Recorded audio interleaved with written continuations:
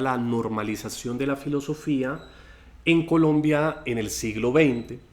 Y de entrada uno podría preguntar a qué refiere en concreto eso de la normalización, porque sí parece ser una expresión bastante extraña, pero que es una expresión fundamental para designar un periodo de la historia de la filosofía en Colombia que va más o menos de 1930 hasta 1960 y que fue una expresión acuñada por un pensador nacido en España, pero que vivió casi toda su vida en Argentina, para designar el proceso del ingreso de la filosofía en el cauce, entre comillas, normal o natural de la cultura latinoamericana y argentina. Cuando hablamos de la normalización de la filosofía o de ese ingreso de la filosofía en el cauce, digamos, natural de la historia latinoamericana y en el caso colombiano, hablamos de que esa expresión, que es acuñada más o menos en los años 40, más bien en los 60 propiamente hablando, y que se extiende como hegemónica a partir de los años 80, recientemente se está empezando a discutir esa noción, hace mucha fuerza para la descripción de lo que sucede en materia filosófica en el ámbito del pensamiento filosófico, en otras expresiones, digamos, del pensamiento, en el caso colombiano. ¿Cómo podría uno describir, digamos, de manera muy breve a qué se refiere la normalización de la filosofía en Colombia? Uno podría decir, en primer lugar, que hay un proceso de secularización del pensamiento filosófico. Es decir, la filosofía empieza a conquistar una relativa independencia en relación con el pensamiento religioso, con los dogmas religiosos que habían marcado de alguna manera todo el pensamiento previo y todas las expresiones, digamos, de razonamiento que habían encontrado, digamos, cauce en nuestra nación. En segundo lugar pasa algo que es súper interesante y es que también se empieza a dar por primera vez en la historia de Colombia una relativa independencia entre los problemas, digamos, de la política, los problemas ideológicos, el destino ideológico del país y el pensamiento filosófico. En otros términos, lo que sucedía previamente a esos años 30 era que la mayoría de pensadores respondían a una agenda política, normalmente de orden institucional y partidista. En cambio, a partir de los años 30 hasta los 60, como que los pensadores empiezan a desarrollar un proceso muy valioso en la medida de que logran tanto la secularización, como les digo, en relación con el pensamiento religioso, pero también la independencia con la política institucional y electoral.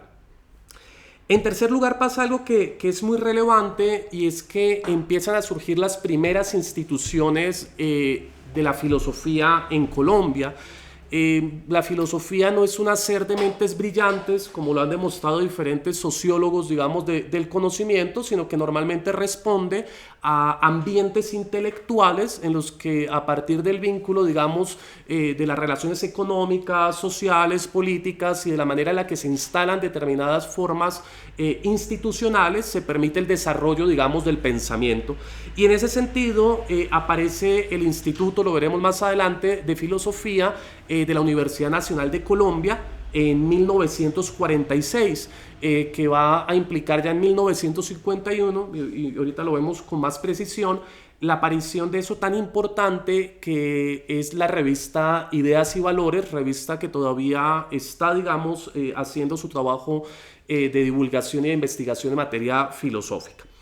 Y en cuarto lugar, podemos decir que se produce también un fenómeno esencial para la filosofía en el caso colombiano, y es que la mayoría de estos pensadores dejan de ser diletantes, como lo habían sido la mayoría de pensadores previos, que a lo sumo tenían alguna referencia al pensamiento filosófico, pero siempre de manera más o menos caricaturizada, y empiezan un trabajo con la historia de la filosofía, con el pensamiento filosófico en términos mucho más profesionales. Es una palabra que voy a utilizar y que tiene como toda su ambigüedad crítica, porque va a ser fundamental para el impulso de la filosofía en el caso colombiano, pero por el otro lado va a tener unos efectos, sobre todo a partir de los años 60 y 70, que van a condenar, digamos, el hacer filosófico al nicho cerrado, digamos, de las universidades.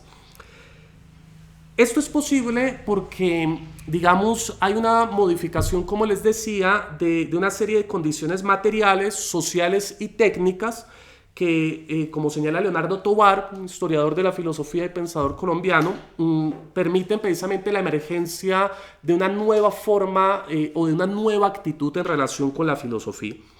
Y para comprender la aparición de este fenómeno se requiere de alguna manera hacer siquiera una breve comparación con lo que pasaba y había antes de los años 30. Lo que había antes de los años 30 tiene que ver esencialmente con el periodo conservador, ya algunos lo mencionaban en conferencias pasadas, y en segundo lugar habría que tener precisamente dos prevenciones o por lo menos dos elementos que vamos a ir revisando. El primero es que no existe aún una historia íntegra de la filosofía en Colombia. Es decir, el proceso que los historiadores han hecho en torno a la filosofía colombiana es todavía un proceso en desarrollo. Hay quienes dicen que el grueso, por ejemplo, Guillermo Hoyos, de la producción filosófica que surge en el periodo de la colonia, a la que se le ha llamado o denominado la segunda escolástica, no ha sido analizada lo suficiente. Hay un gran intento también por describir algunos pensadores que surgieron más o menos en el siglo XVIII y XIX, más bien en el ámbito del pensamiento, no propiamente desde la filosofía. Y en tercer lugar habría algo que podría revisarse, que es también lo que se ha denominado la tercera escolástica. No es gratuito que del ámbito, digamos, colombiano haya una gran fuerza del pensamiento, digamos, religioso, y de expresiones filosóficas que todavía no se han terminado de desenvolver. Un poco ese análisis lo intentó hacer en su momento la Universidad Santo Tomás Bogotá con una serie de publicaciones que se llamó Análisis, una de las series de publicaciones más relevantes de la historia de la filosofía en Colombia, donde se recogieron muchos de los textos, muchos escritos en latín, a propósito de esa tradición en específico. Lo que sucede también en este caso, y lo que hay que tener como segunda referencia, es que hay que mirar siempre críticamente a este periodo, porque como les decía, el vínculo con la profesionalización de la filosofía va a tener unas consecuencias, yo creo que indeseadas incluso para quienes hicieron parte de la etapa de los normalizadores filosóficos. ¿Qué había antes, por lo menos en el periodo inmediatamente anterior a este, digamos, movimiento de normalización filosófica? Teníamos también lo que Leonardo Tovar ha denominado como tradicionalismo y escolástica. El pensamiento en Colombia, más o menos del siglo XIX al siglo XX, se desarrolló fundamentalmente, digamos, de la mano del Partido Conservador, en esa expresión jurídica que fue en todo caso la Constitución del 86 y que supuso una profunda crítica de los intentos de secularización y de separación entre el poder civil y eclesiástico que se habían desarrollado, digamos, con la Constitución de Río Negro. Eso implicó por parte de la mayoría de los pensadores de esta época el intento bastante logrado de que la Iglesia Católica volviera a ocupar un lugar privilegiado en los destinos, digamos, políticos de la nación.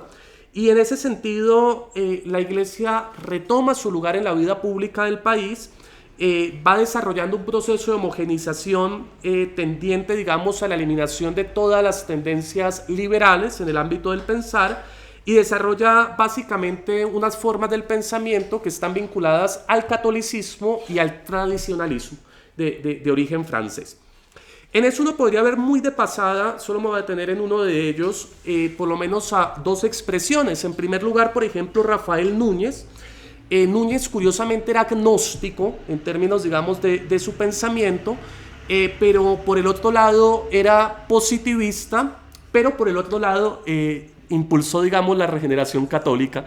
Y es una cosa muy extraña en términos del pensar, porque ya nos vamos dando cuenta de lo que sucede específicamente para esta época. Miren, Núñez consideraba en una lectura que él hacía de un positivista, que era Spencer, que habría la posibilidad de vincular el pensamiento positivista, que supondría el ejercicio de la investigación científica, con el pensamiento de alguna manera católico. Hay una extraña mezcolanza allí en estos pensadores, y lo que para él implicó más su posición, diría yo, ideológica, de pensador pues en términos ideológicos, fue la necesidad de que para él las instituciones políticas tenían que responder de manera inmediata a las configuraciones sociales de la nación. y en tanto que nos encontrábamos con una nación profundamente católica, en ese sentido él renuncia a su agnosticismo en términos políticos y considera relevante para la unificación, digamos, de la nación la posibilidad de desenvolver de nuevo todo lo que tendría que ver con el pensamiento católico. Además a eso le añadía una buena cuota de moralismo porque consideraba que solo la religión católica estaría en la posibilidad de frenar un poco el clima de inmoralidad que se encontraba previo pues, a la Constitución del 86. Al lado de Núñez está esa otra figura que fue Miguel Antonio Caro. Miguel Antonio Caro es un, digamos, sujeto muy relevante pues, para la cultura colombiana. Uno podría recordar, por ejemplo, su traducción de Virgilio, ¿no? Un buen conocedor, digamos, del latín y del español. En ese mismo sentido, dirigió la Biblioteca Nacional durante largo tiempo y fue director, digamos, de la Academia Colombiana de la Lengua. Sin embargo, también en esa misma corriente, Caro va a respaldar fundamentalmente los procesos conservadores. Es decir, toda la inteligencia de Caro es puesta también al servicio del conservadurismo, donde él señalaba en primer lugar una profunda crítica del liberalismo. Hay una disputa que atravesó la historia de la filosofía en Colombia en el siglo XIX, que fue la disputa entre aquellos que eran benthamistas y antiventamistas. Bentham es un pensador inglés muy relevante para el liberalismo, y en el caso de Miguel Antonio Caro había una crítica muy profunda de todas las formas liberales, incluido a Bentham. En segundo lugar, él señalaba también esta misma cosa que señalaba Núñez, de que las instituciones políticas debían responder a las mayorías católicas, y en ese sentido desenvuelve un pensamiento al servicio del catolicismo. Pero en términos estrictos, aun cuando él señalaba todo el tiempo sus referencias al catolicismo más contemporáneo, su principal fuente fue el tradicionalismo francés. El tradicionalismo francés fue una corriente básicamente de orden antimodernista que señalaba que había que hacer una crítica a todos los ideales de la modernidad y que había que sostenerse en las formas del pensamiento católico. Finalmente, habría que decir que desde este pensador se mencionaba la necesidad de un Estado teocrático en el que la educación debía estar regida directamente por todo, digamos, el aparato institucional de la Iglesia. Sin embargo, si uno quiere pensar en términos, digamos, de corrientes del pensamiento, de corrientes ideológicas, en lo que sucedía previo a la aparición de la normalización filosófica, el máximo representante de la época es Monseñor Carrasquilla. Monseñor Carrasquilla, que nació en 1857 y murió en 1930, tuvo una existencia muy cercana a todo el poder, digamos, institucional. Y en términos públicos señalaba que su interés era el de la vuelta al neotomismo, o más bien a Tomás de Aquino, para decirlo en términos del neotomismo. Eso lo decía fundado en una encíclica, en un mandato que señaló León XIII, a propósito de la necesidad de que la Iglesia volviera sobre el pensamiento de Tomás de Aquino. Eso es muy interesante y es muy ambiguo en términos, digamos, del pensamiento. ¿Hay alguien para revisar?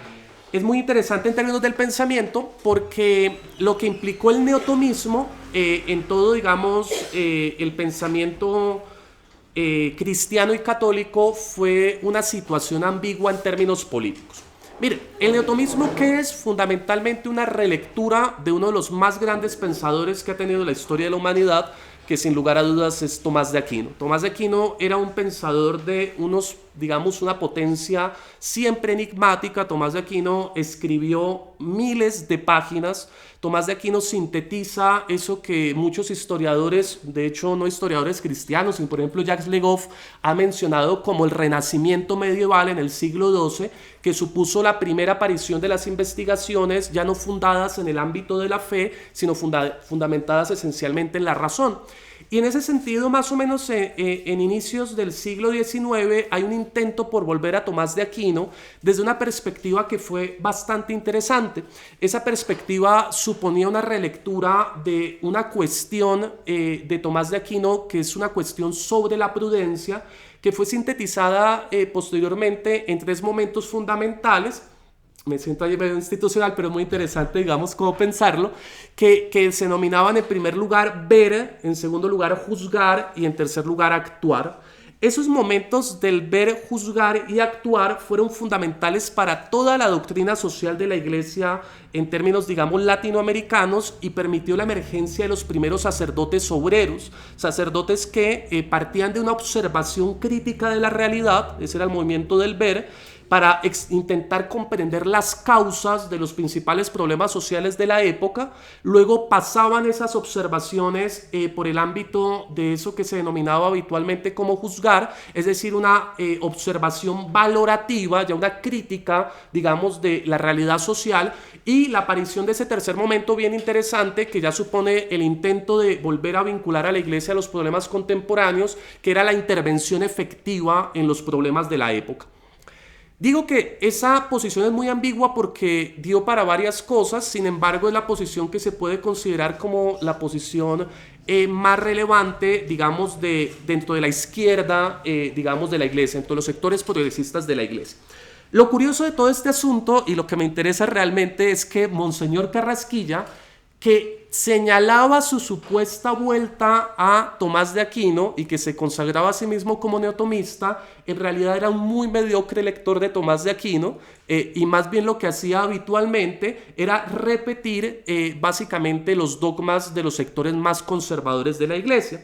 Monseñor Carrasquilla solo escribió un texto que es como el más recordado, escribió más, pero un texto que es el más recordado, que es un tratado de metafísica y ética, que no deja de ser un simple manual de bachilleres.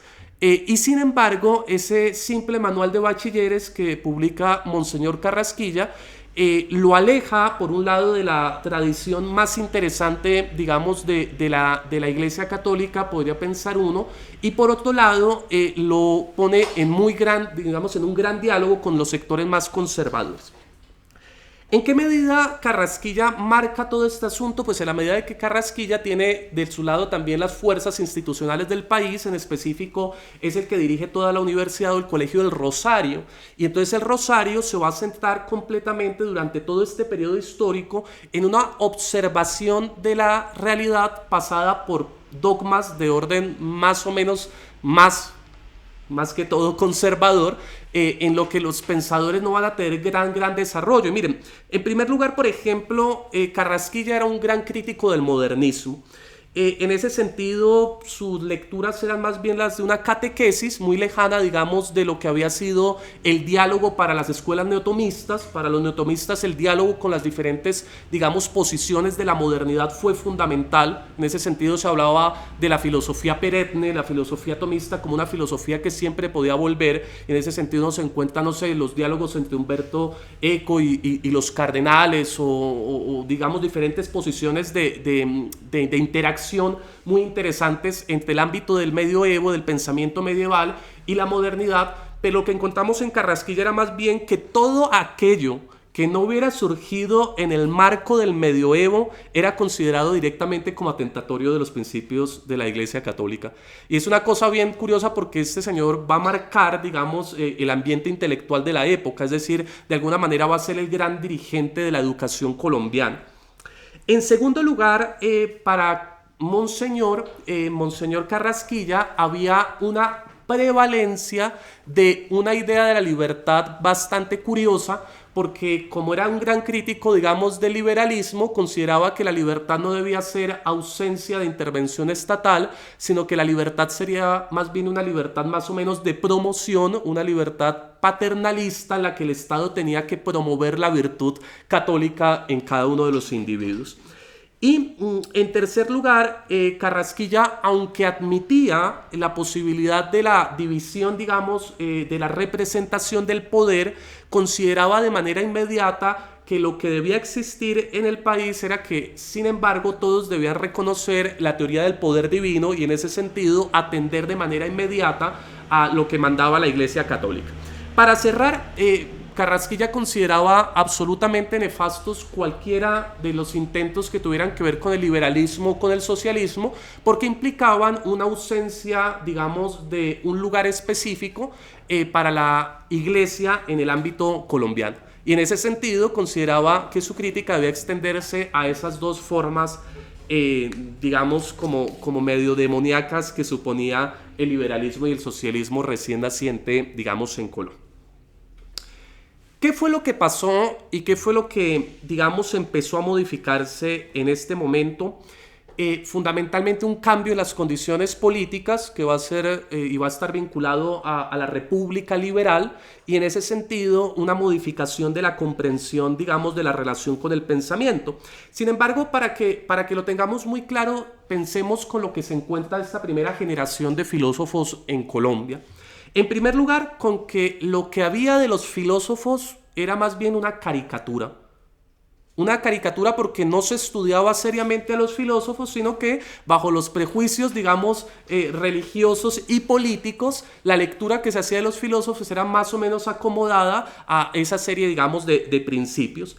En segundo lugar, y les cuento eso porque me parecía muy interesante revisando, para el ingreso a las universidades se le exigía a los recién bachilleres que demostraran la falsedad del positivismo, la falsedad de la teoría de la evolución o la falsedad del determinismo científico. Es decir, es un clima intelectual que es bastante nefasto para la aparición de cualquier, digamos, pensador. Y en tercer lugar, la filosofía servía, en ese sentido sí, en la mejor tradición medieval, como sierva de la teología. La filosofía aparecería como se ha caracterizado muchas veces, como sierva del pensamiento teológico, pero en realidad ni siquiera del pensamiento teológico en sus máximas expresiones, como les venía comentando, sino más bien como sierva de los sectores conservadores, digamos, puestos en el poder. ¿Qué pasa iniciando el siglo XX que permite una progresiva modificación de este ambiente intelectual? En primer lugar, los procesos de industrialización y expansión agrícola que van permitiendo, como ya se ha mencionado también en otras de las charlas, la aparición del proletariado, ¿cierto? Y en ese sentido los primeros sectores socialistas en el país. En otro sentido, un paulatino acercamiento a las corrientes de pensamiento, digamos, más contemporáneas. En ese sentido, van a jugar un lugar fundamental, ya no el centro del país, sino pensadores de la provincia. Uno puede indicar precisamente a alguien que facilita todo este recorrido y que constituye quizás el hito más importante del pensamiento en este país, que es Fernando González Ochoa, en la medida de que la manera en la que, Fernando González Ochoa es expulsado del colegio porque niega los primeros principios de la escolástica, ¿no? Es decir, desde muy joven, en una posición de outsider, pues en últimas estaba fuera de cualquier forma de tradición, empieza la lectura de Nietzsche, la lectura de Schopenhauer, la lectura de Sartre, leyó a Freud, algunos comentarios hizo sobre Freud, algún acercamiento a Marx hay en la obra de Fernando González Ochoa. Su tesis doctoral en Derecho se llama El derecho a no obedecer. Y él, por ejemplo, junto a Carlos Arturo Torres, también boyacense de hecho, que escribe, fíjense cómo es en las provincias que algo empieza a fisurar este ambiente intelectual, escribe Idola Fori, que es también una relectura de Nietzsche y también una relectura de Bergson, que permite precisamente desde un sector liberal una profunda crítica de lo que está sucediendo y de los destinos de la educación en el país. Estos pensadores van empezando precisamente a fisurar el ambiente intelectual para que se produzca otra cosa. Cada uno requeriría, digamos, de una propia observación, no me voy a detener en ellos, pero avisoran lo que va a conquistarse en lo que Renan Silva, en República Liberal, Intelectuales y Cultura Popular, indica a propósito de las condiciones de la República Liberal de 1930 a 1946. ¿Qué es eso? En términos educativos se empieza a dar un proyecto cultural que busca la inclusión de la técnica y la producción, es decir, que el saber científico y técnico recogido previamente, sobre todo en el centro de Europa, pudiera encontrar un lugar efectivo en las diferentes poblaciones para que la técnica pudiera impulsar los destinos económicos del país. Pero eso aparece acompañado, por el otro lado, del interés del Ministerio de Educación. Esto es directamente una resolución de la época que buscaba brindar elementos necesarios para crear una nueva conciencia colectiva con un nuevo sentido de las posibilidades espirituales, elementos para que el pueblo viviera conforme a una vida estética. Y entonces eso es muy interesante porque precisamente ya va dando cuenta de otra dimensión, digamos, de agenciamiento del sector político en relación con la educación, que Renan Silva sostiene de alguna manera abre la posibilidad de que se forme una nueva intelectualidad. Esa nueva intelectualidad va a tener dos características esenciales.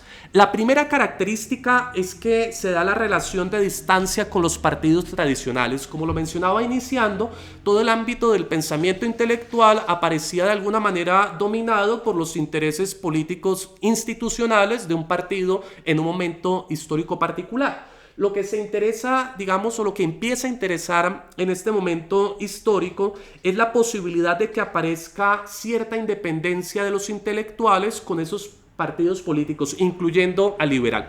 Y eso se intenta hacer mediante la conquista progresiva por parte de los intelectuales de un cierto dominio del método y de un cierto dominio de lo teórico que permitiera garantizar la independencia. Es decir, constituir una suerte como de autonomía, de semiautonomía de los intelectuales en relación con el ámbito, digamos, institucional y de las relaciones sociales. Eso que se va consolidando entonces y que, como les decía antes, había sido solo excepcional, supone entonces una gran reforma de la educación. En primer lugar, esa reforma que busca poner, digamos, al país en sintonía con los requerimientos de la época, supuso la creación de la ciudad universitaria o el, digamos, espaldarazo fundamental para la aparición de la Universidad Nacional de Colombia.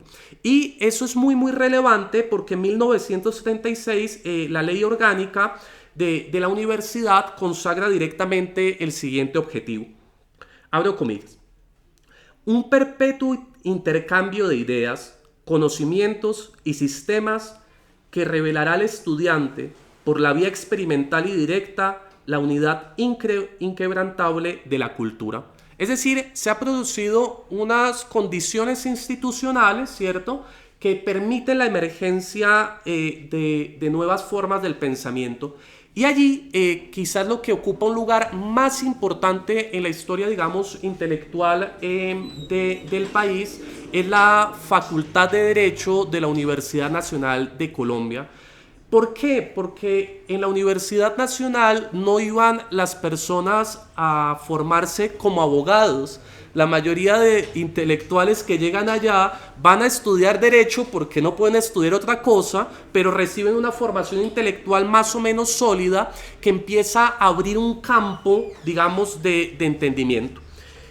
¿Qué es lo más interesante de esta época desde esa perspectiva que sucede en la Facultad de Derecho, que aparece en la Facultad de Filosofía? Pues es muy interesante porque la mayoría de pensadores de esa Facultad de Derecho, ahorita veremos algunos de los nombres, Cayetano Betancur, Abel Naranjo Villegas, Danilo Cruz Vélez, se forman en esa facultad y empiezan a tener contacto con la obra de quizás el pensador más relevante de la historia del derecho, que es Hans Kelsen.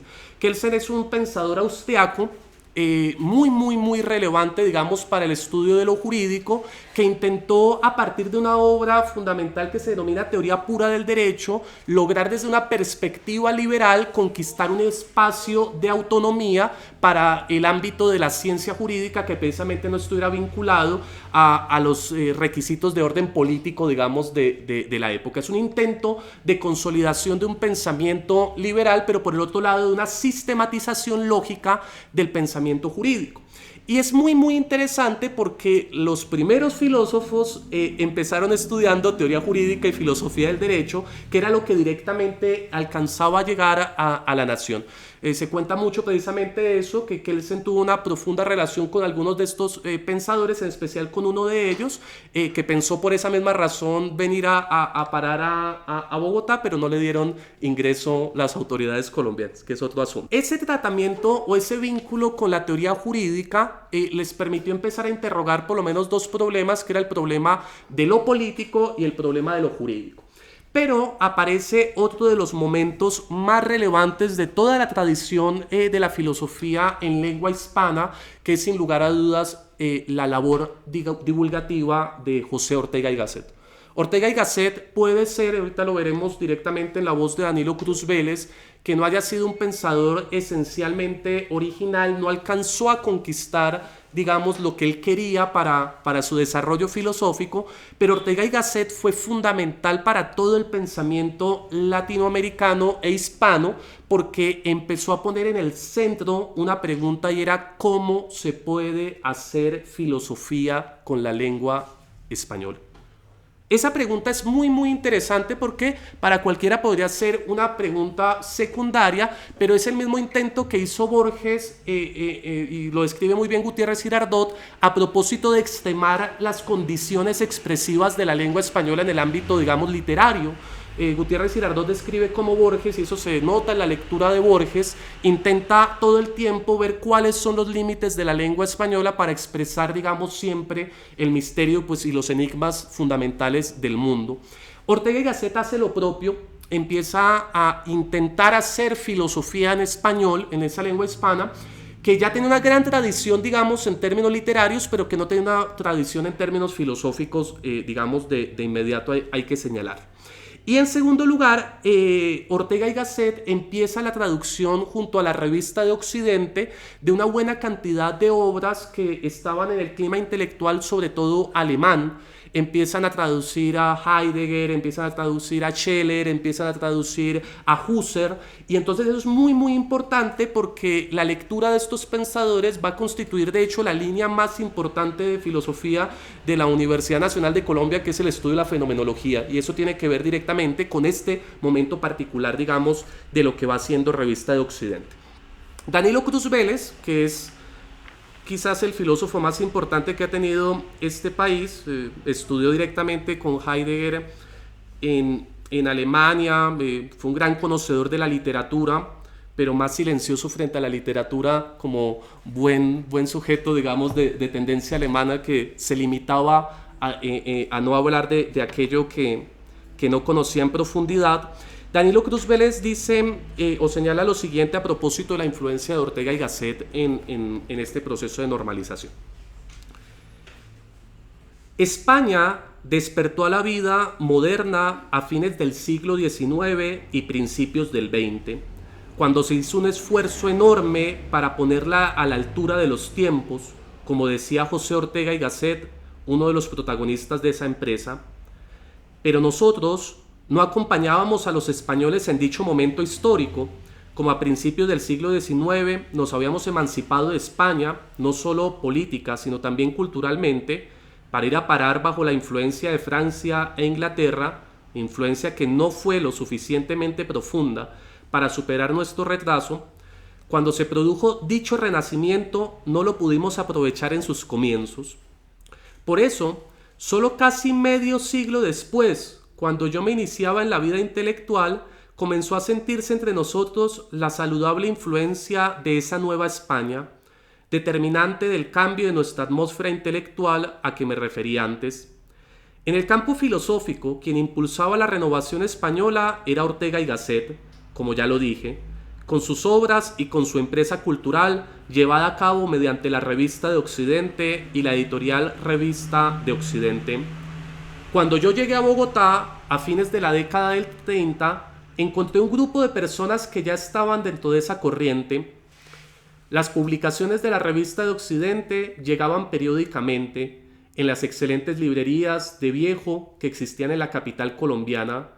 Empecé a conseguir los números atrasados de la Revista Occidente, las traducciones de los grandes pensadores europeos del momento, las obras de Ortega. Semejante actualización de nuestras letras se estaba llevando a cabo también en el campo puramente literario. Yo entré en contacto con los jóvenes poetas que iban a integrar posteriormente el grupo de Piedra y Cielo, los cuales le estaban dando un nuevo giro a la poesía colombiana, porque también en la poesía había un retraso en Colombia. La nueva poesía de lengua española ya estaba en marcha desde comienzo del siglo. Bueno, y continúa, y dice más adelante sobre la influencia de Ortega y Gasset. Para mí es tan importante poner a unos pueblos que nunca habían tenido filosofía a filosofar, poner una lengua como la española que nunca había luchado con los problemas filosóficos a filosofar, es tan importante, repito, como escribir las investigaciones lógicas. Es un texto fundamental de Husserl. Yo creo que el brillante estilo literario de Ortega y Gasset puede llegar a pasar de moda, que sus lúcidos ensayos pueden también envejecer, pero lo que permanecerá siempre es esa labor cultural suya, esa empresa cultural de poner a filosofar a la lengua española, a una lengua que nunca había hecho filosofía. Esa es una empresa duradera. Y entonces la influencia en todos estos pensadores de Revista de Occidente fue fundamental, o sea, para indicar algunas cosas. José Gauss, que hacía parte de este movimiento, hizo la traducción de Ser y Tiempo, una traducción bastante temprana de la obra que permitió que los pensadores colombianos empezaran a ponerse en contacto con Heidegger. En esta misma época, García Morente estaba haciendo las traducciones, por ejemplo, de varios textos de Kant. Es decir, hay un clima intelectual muy interesante que empieza a ser recibido por estos pensadores, en los que podríamos mencionar algunos que son los que van a ser parte de este primer grupo de normalización de la filosofía. Primero, Luis Eduardo Nieto Arteta, Rafael Carrillo, que les digo es un gran, digamos, pensador del derecho. Él escribe un texto que se llama El ambiente axiológico de la teoría pura del derecho, donde intenta hacer una pregunta filosófica a partir de lo que había dejado Kelsen. Kelsen sostenía que todas las normas encontraban su fundamento en una norma de orden supuesto, la norma fundamental, y que a partir de allí había que fundar el ámbito de la ciencia del derecho. Rafael Carrillo se hace una pregunta que le hace directamente a Kelsen también, se encontraron en Estados Unidos, si no estoy mal, y entonces suena muy sencilla: ¿qué le da validez a la norma fundamental, ¿no? Y entonces en esa perspectiva abre la política, digamos, y el pensamiento, digamos, axiológico, el pensar los valores que estaban allí en el fondo.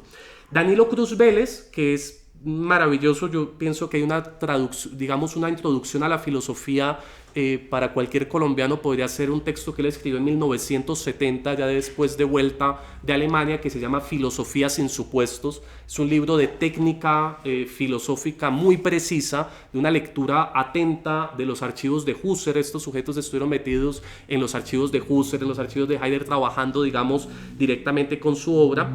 Cayetano Betancourt y Abel Naranjo Villegas.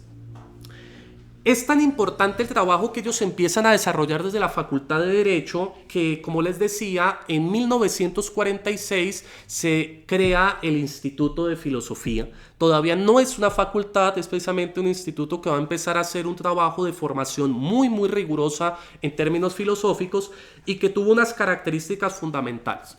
La primera, la fenomenología aparece como la primera corriente que, digamos, se desarrolla con mucha profundidad en el caso colombiano. Como les decía, si ustedes fueran actualmente a la Universidad Nacional, se van a encontrar con que en los procesos de pregrado, de maestría y de doctorado hay una profunda fuerza del análisis fenomenológico, un análisis que llega, digamos, a una interacción con el ámbito del pensamiento fenomenológico contemporáneo. En segundo lugar, se desarrolla una gran cantidad de trabajos en materia de antropología filosófica y en materia de filosofía y teoría del derecho, como les mencionaba.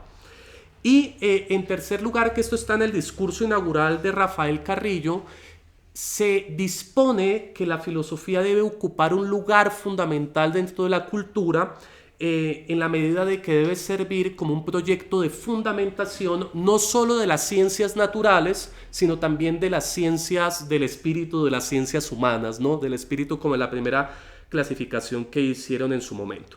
Y fíjense lo que dice en su discurso inaugural Rafael Carrillo a propósito de este instituto. Las ciencias son ellas y su fundamentación. La universidad son sus facultades científicas y un centro de filosofía sobre el cual se apoyan esas facultades. Y dice más adelante a propósito de por qué la importancia, digamos, de este instituto en el país. No tendría sino que exponer brevemente la dirección de la filosofía actual, que tiene como finalidad la fundamentación de las ciencias de la cultura, y junto a las representantes de la filosofía y la ciencia natural, presentamos un grupo no menos exegio de fundamentación de las ciencias del espíritu. Es decir, hay un trabajo muy, muy importante de todo este elemento, digamos, de la divulgación filosófica y de la investigación en filosofía, que era poder empezar a dar fundamento a las ciencias empíricas, pero también a las ciencias humanas. La pregunta por la fundamentación está perfectamente explicada en ese libro de Danilo Cruz Vélez que se llama Filosofía sin supuestos, en el que en un vínculo con la tradición alemana empieza a dar cuenta del asunto. Y me interesa mucho resaltar hay un profundo vínculo también de la institución filosófica con la cultura. Eso va a ser recogido en obras como la de Danilo Cruz Vélez, Nueva imagen del hombre y la cultura, que es una obra de 1948, y una de las obras fundamentales de Luis Eduardo Nieto en el ámbito filosófico. También tiene un texto fundamental sobre el café, hizo un primer análisis sobre ese asunto, en lugar digamos, de café en la economía, que se llamó, por el otro lado, el estudio en materia de cultura, el hombre, la vida, la cultura y el derecho. Como les decía, esto va generando entonces un ambiente intelectual hasta que en 1951 aparece la revista más importante que tiene Colombia en materia filosófica, que es Ideas y Valores. Es una revista que sigue vigente. Es una revista que aparece como un componente fundamental, digamos, de la normalización de la filosofía en Colombia, que se interrumpió durante el lapso, digamos, de la violencia, pero que es retomado, sin embargo, con mucho esfuerzo en 1954.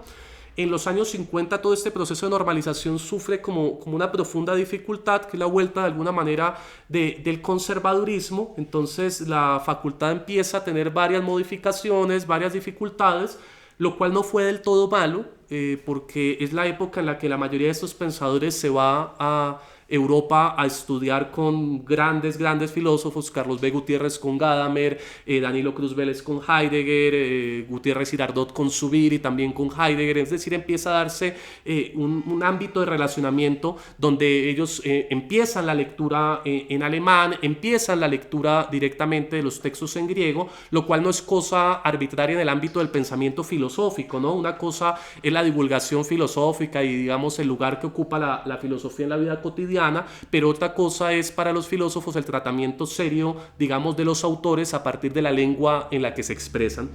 Y en ese sentido, la revista Ideas y Valores es retomada más o menos en el año 1954, después de un periodo de breve, digamos, interrupción, por Jaime Jaramillo Uribe.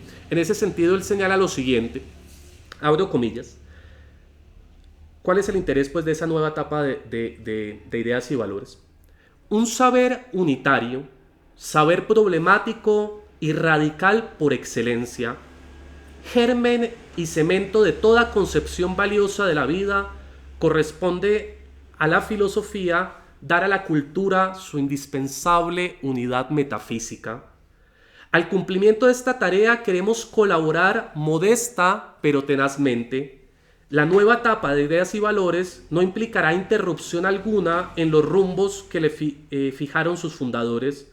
El rigor científico, el respeto por toda manifestación auténtica del pensamiento y el anhelo de contribuir a formar en Colombia una seria conciencia filosófica seguirán siendo sus normas elementales. Entonces, fíjense que la revista se constituye como un centro fundamental de la reflexión, que es una de las cosas que suceden durante este periodo en el que las cosas empiezan a andar también un poco mal, pero también pasa otra cosa, y es que se da todo el ámbito, digamos, de lo que fue la revista Mito. La revista Mito fue una revista de inspiración sartreana, es decir, una revista de intelectuales que buscaba el compromiso directamente y la intervención política en la época. Y entonces muchos de estos pensadores lograron encontrar un espacio en el lugar de la cultura, y es muy interesante eso, porque para esa época se publicaban textos de una técnica filosófica muy, digamos, aguda en periódicos como El Tiempo o en periódicos como Mito. Es decir, la filosofía logra empezar a ocupar un puesto bien interesante para esa época.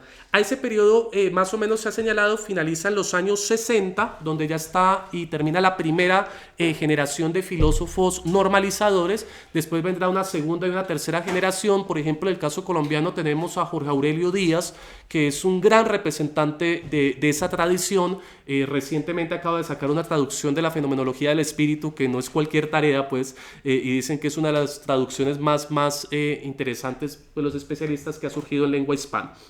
La pregunta con la que quisiera cerrar este espacio es la siguiente, y es cómo valorar esto que acabamos de hacer como una indicación historiográfica. En términos estrictos, ¿cuál fue el, digamos, impacto específico del periodo de la normalización de la filosofía en Colombia? Para eso hay muchas perspectivas. El mismo debate que va a aparecer en los años 80 a propósito de la filosofía latinoamericana, en el que todos ellos van a tener un lugar activo y relevante. Danilo Cruz Vélez, por ejemplo, asume una proposición que fue la proposición de Mario Bunge, que fue la de comprometerse de no hablar de filosofía latinoamericana hasta el año 2000, para ver cómo se iba decantando todo el asunto, ¿no? Y si se podía hablar o no de filosofía latinoamericana en el caso colombiano. Lo que habría que decir son varias cosas. Hay dos posturas en torno a la lectura de este periodo histórico. La postura de quizás el historiador más relevante de la filosofía en Colombia, que es, casi me equivoco de nombre, que es Rubén Sierra Mejía, que se ha encargado de hacer un proceso, digamos, de desarrollo, que dice lo siguiente: la normalización de la filosofía en Colombia solo se producirá hasta el momento en el que haya una producción intelectual que impacte no solo en el caso colombiano, sino en la totalidad de los círculos filosóficos mundiales, incluyendo el europeo. Es una posición fuerte y rígida a propósito de la consideración, ¿no? No ha terminado el proceso de normalización, dice, más o menos para los años 2000. Ahorita habría que ver algunas obras contemporáneas que supondría otro momento, digamos, de análisis. Eso en primer lugar. La posición de Gutiérrez Girardot, ustedes más o menos la recordarán, es una posición fuerte y cruda, que dice que si en Colombia no sabemos aún tener diálogo con lenguas como el griego y el alemán, difícilmente vamos a poder tener un fenómeno de profesionalización, cosa que a mí me parece muy interesante porque lejos como del ambiente más o menos medio populista que recorre a veces la filosofía latinoamericana, marca el hecho de que en todo caso hay una gran tradición filosófica, y la gran tradición filosófica, hay que decirlo claramente, es fundamentalmente europea. Aun cuando vengan algunos desarrollos de quienes ya han conquistado su propia autonomía, en el caso estadounidense, las corrientes pragmatistas que ya tienen un grado, digamos, relativo de independencia, y actualmente un intento, digamos, de poner en diálogo algunos elementos de la filosofía oriental y de eso que se ha llamado filosofía latinoamericana, que será objeto posteriormente de pronto de otro análisis en otro espacio, pero que yo aún no muy bien sabría precisar a qué refiere. Segundo momento, hay otro momento, digamos, de la posición, que es precisamente la posición de la filosofía latinoamericana y de lo que se ha denominado también el ámbito, digamos, de la crítica que ha hecho Leonardo Tovar, y es que esta idea de la normalización filosófica supondría todo el tiempo el sostenimiento de una idea colonial que sería la idea centro-periferia, ¿no? En la medida de que Colombia se ubicaría en la periferia, la normalidad filosófica estaría, digamos, en la referencia europea. Es precisamente la tensión entre estas dos posiciones que va a ser muy rica en los años 80 con las publicaciones de las revistas de filosofía latinoamericana de la USTA Bogotá. La USTA Bogotá es quizás uno de los centros de la filosofía latinoamericana, pues en los años 80, ¿no? Donde todos los primeros normalizadores van a encontrar un espacio precisamente de diálogo y de mucha interacción. Va a haber allí unas, digamos, críticas muy importantes. En tercer lugar, uno podría encontrar otro problema que habría que señalar, y es que la filosofía sí surge directamente vinculada a todo el ámbito, digamos, de la dimensión cultural, tiene un gran impacto en términos de la generalidad de las personas, pero el proceso de profesionalización, que creo que sí es una cosa aceptable y difundida como crítica, va a llevar progresivamente a, digamos, la desconexión entre el centro universitario en términos filosóficos filosóficos y el impacto, digamos, en términos culturales. Uno lo podría pensar en términos contemporáneos en la medida de que los filósofos tienen una interacción relativamente muy baja en términos de impacto con lo que serían los problemas de, digamos, de la actualidad en el país. ¿Qué hacer frente a esa tensión y de alguna manera habría que tomar de alguna pues, posición, ¿no? Yo creo que hay dos cosas que son y que uno puede tener en mente a propósito de la crítica y que son valiosas. La primera, el señalar que hace falta una mayor, digamos, vinculación de ese proceso de profesionalización con el ámbito de la divulgación filosófica. Yo sí creo que hay alguna crítica que es bastante valiosa y es que la filosofía no ha logrado encontrar digamos, momento y muchas veces por su propia causa de interacción con los problemas de la cultura contemporánea. Una segunda cosa que a mí no me parece del todo inadecuada, pero que sí me parece debió haberse abierto más en este periodo de profesionalización, es que el ámbito de la filosofía estuvo centrado esencialmente en la cultura germana. Es bastante comprensible porque es una época de bastante, digamos, riqueza en la filosofía alemana, pero que debía darse un progresivo, digamos, aumento de la interacción con otro tipo de corrientes. Eso ya es una realidad. En el caso colombiano ya hay también un gran campo de investigación en materia de filosofía analítica, filosofía, entre comillas, de tendencia anglosajona, si esa, digamos, distinción nos sigue diciendo algo.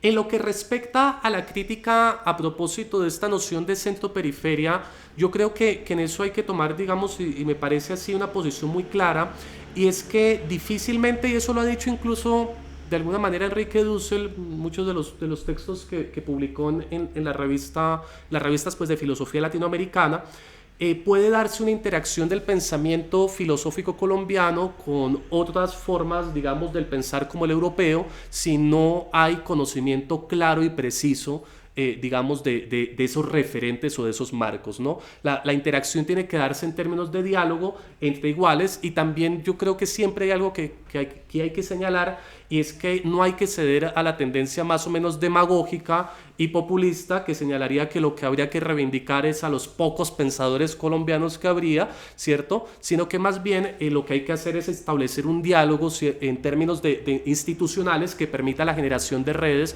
para la ampliación del conocimiento filosófico. Y yo lo digo en los siguientes términos que son de alguna manera ciertos, salvo excepciones contadas como la de Nicolás Gómez Dávila, que no es un pensador precisamente formado en el centro de la universidad, pero tampoco muy aclamado en el ámbito colombiano. Hasta ahora se están haciendo varios estudios digamos, en Colombia a propósito de su pensamiento, salvo Nicolás Gómez Dávila, que ha sido muy bien recibido en diferentes contextos intelectuales. Los demás pensadores han ocupado aún el lugar de comentaristas, y ese lugar de comentaristas es un lugar apenas habitual en términos de una tradición filosófica que tiene todas las dificultades que vendrán después, ¿cierto? Y que es una tradición filosófica, si decimos finaliza la normalización del año 60, de no más de 60 años, pues. Es decir, es un saber que la tradición europea tiene hace más de 2400 años y que en el caso, digamos, colombiano se está desarrollando hasta ahora.